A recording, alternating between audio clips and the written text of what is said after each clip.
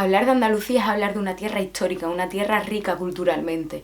Sin embargo, todos nuestros elementos culturales, inmediatamente cuando los pensamos, llevamos a una marca España. Y es que realmente todos los elementos, o muchos de ellos que conforman el imaginario de marca España, nacen en Andalucía.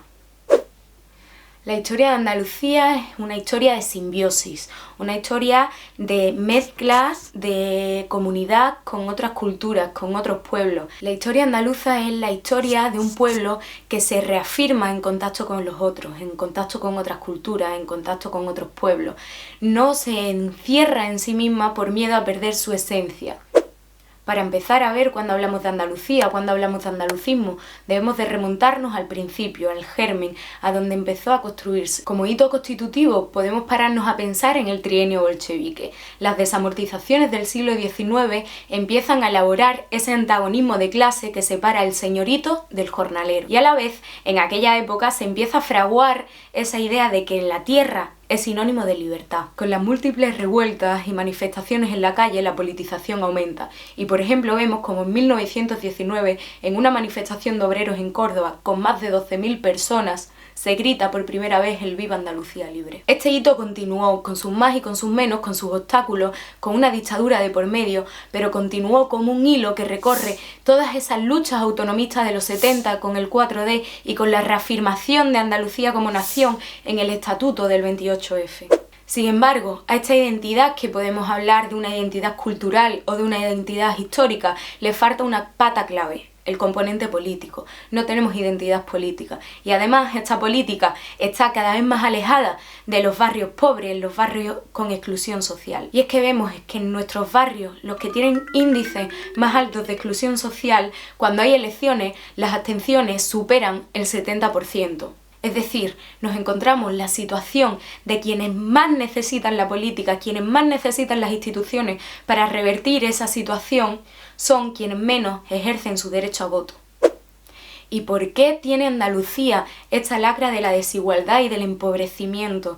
Algo como estructural. ¿Acaso tiene alguna explicación este sistema económico que tenemos? Pues lo cierto es que hay gente que ha encontrado una razón, y esa razón la podemos ver en la Reconquista española.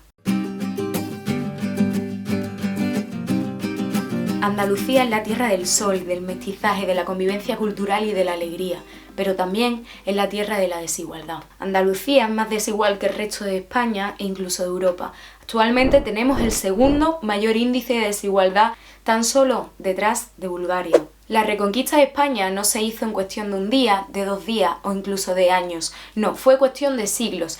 La reconquista de España, la entrada de los reyes católicos a la antigua Al-Ándalus, duraría desde el año 800 hasta 1492 con la famosa toma de Granada. El norte de España se conquistó lentamente a lo largo de 6 siglos, por lo tanto los reyes católicos pudieron organizar y repartir ese terreno conquistado. Y pensaron: ¿cómo podemos repartir el terreno? ¿Cómo podemos repartir los campos sin que esto suponga un grave peligro para nuestra supervivencia en el poder? Pues bien, evitando la concentración de poder.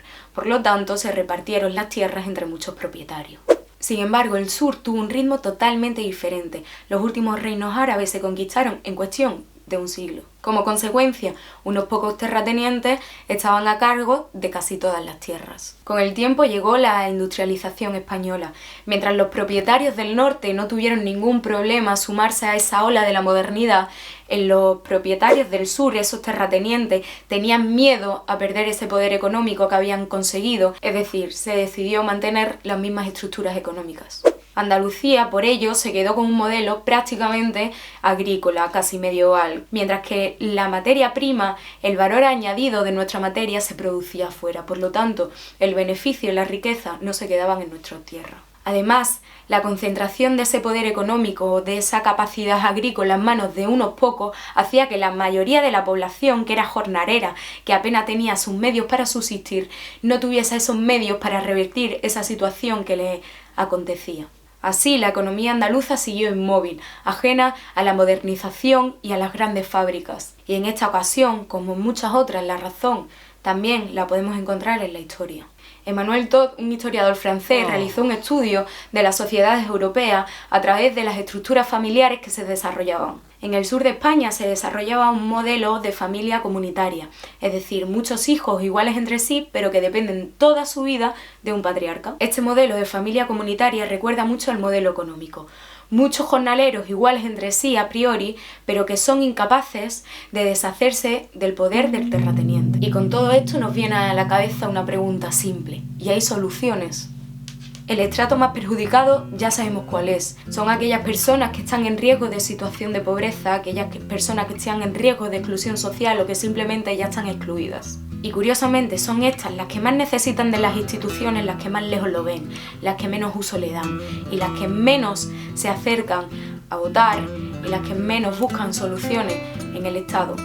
Andalucía necesita repensarse, necesita pensar y volver a pensar sobre sus estructuras, sobre la forma en la que está articulada su economía, la forma en la que tenemos articulada nuestra identidad y sobre todo pensar en los retos de futuro. Porque nuestro problema está intrínseco en unas estructuras sociales y en una estructura económica. Nuestro problema no solo depende de una coyuntura política. Por ello, en el 28F, como en todos los días, debemos de seguir cuestionándonos y seguir pensando en nuestro pasado, pensando en nuestro presente y sobre todo construir retos y construir horizontes para nuestro futuro. Porque aún queda mucho que trabajar y todavía tenemos mucho camino que recorrer. Y bueno, espero que os haya gustado el vídeo y ya sabéis, suscribiros, darnos vuestro apoyo y seguirnos en las redes sociales para más contenido. Hasta la próxima.